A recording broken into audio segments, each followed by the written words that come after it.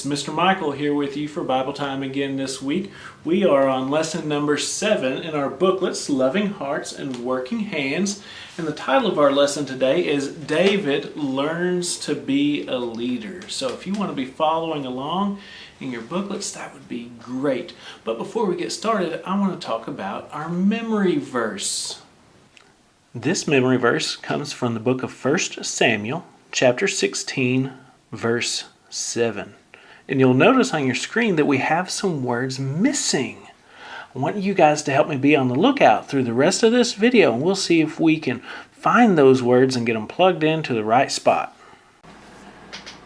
So before we get into our lesson this week about David learning to be a leader, I'd like to take just a couple minutes and do a quick timeline review. Do you guys remember these neat timelines that we have on the hallway at the church building? That cover all the things that we've covered in our Shaping Hearts for God curriculum over the last couple months. And don't forget to help me be on the lookout for our memory verse words. You'll know it's a memory verse word and not a word from the timeline because it'll have that yellow background behind it. Be on the lookout. In the beginning, God created the heavens and the earth. He created everything in 6 days, and it was awesome. He put Adam and Eve in the perfect Garden of Eden, but then they had to leave the garden, and eventually God sent a flood to destroy the world because he says that the thoughts of men's heart were only evil continually. Oh, wait, what's that? A memory verse word? H-E-A-R-T.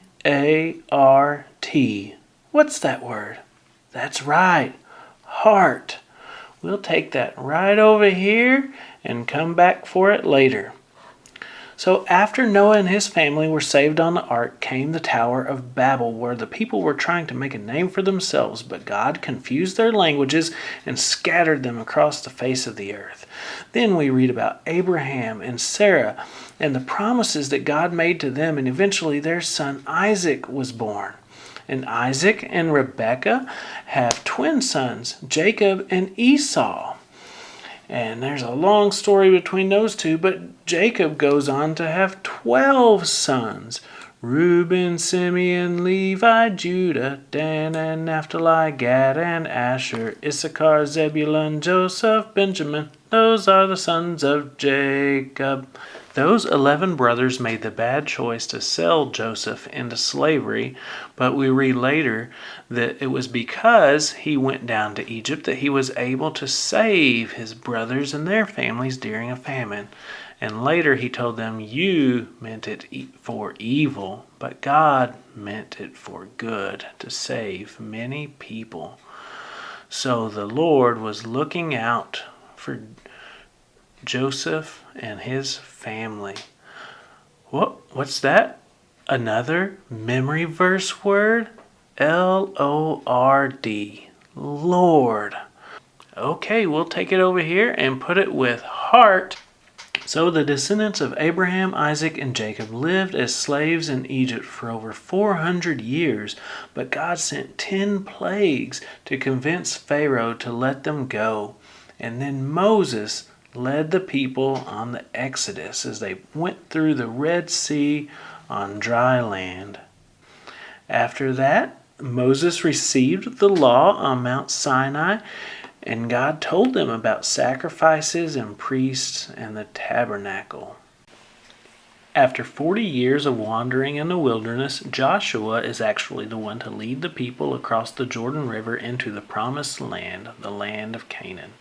And he's followed by a period of judges. This is a sad time in the history of Israel because it says that every man did what was right in his own eyes. They made bad choices and they had punishment, and they cried out to God to help them, and he did. And this happened several times over and over until we read about Samuel. Samuel was a prophet, a priest, and a judge. He was the one who anointed King Saul, the first king of Israel.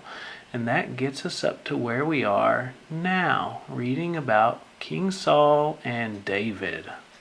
Okay, so if you remember from some of our lessons the last couple of weeks, King Saul had made some bad choices. he chose not to obey God. He thought he could do things by himself, and it was not good for him. He was so worried about how something appears to other people.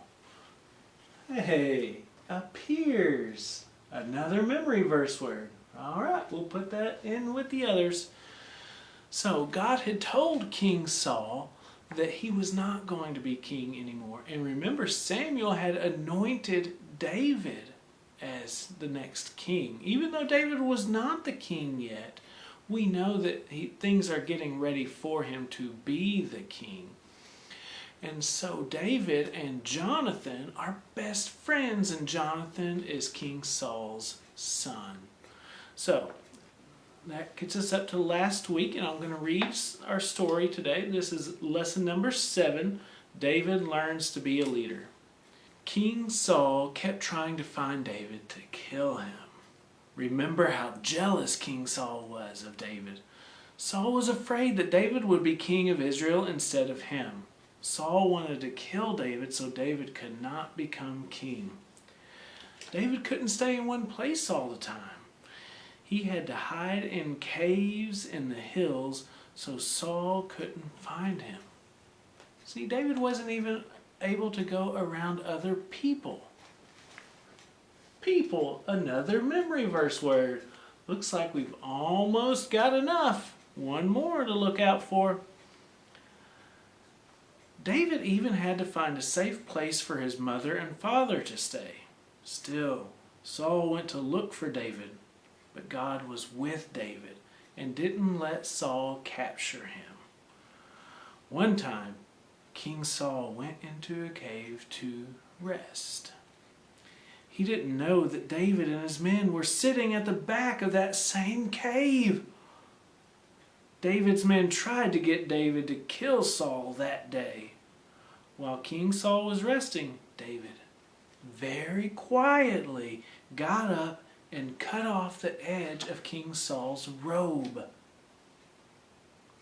But David said that he could not kill Saul because the Lord had chosen Saul to be the first king. David knew that now the Lord would decide between him and Saul to be king. Can you imagine how Saul felt when he got back outside?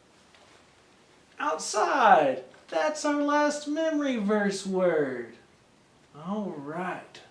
Got them all right there, and we'll look at those here in a minute. But can you imagine how Saul felt when he got outside and realized that part of his robe had been cut off? Wow. So, even though King Saul was evil and mean to David, David was wise and kind to King Saul. David was good and obeyed God. So the Lord was with David. Okay, let's take a look at our memory verse and see if we can put it all together now. But the blank said to Samuel. What do you guys think goes in that first blank? Do you think it's heart? But the heart said to Samuel? No, I don't think that's it. How about Lord? But the Lord, that's it. But the Lord said to Samuel, I do not look at the things, people. I do not look at the things people look at. Man looks at how someone, which one do you think it is? How someone heart on the, no. How someone appears, that's right, appears on the outside. There we go. All right, so the only one left is heart. But I look at what is in the heart. All right, let's say it all together now. But the Lord said to Samuel, I do not look at the things people look at. Man looks at how someone appears on the outside, but I look at what is in the heart. This comes from 1 Samuel chapter 16, verse 7. Great job today, guys. I'm so proud of you. I've had so much fun. Thank you so much for joining us here with our Bible class today, and I hope you guys have a good week. I'll see you later. Bye-bye.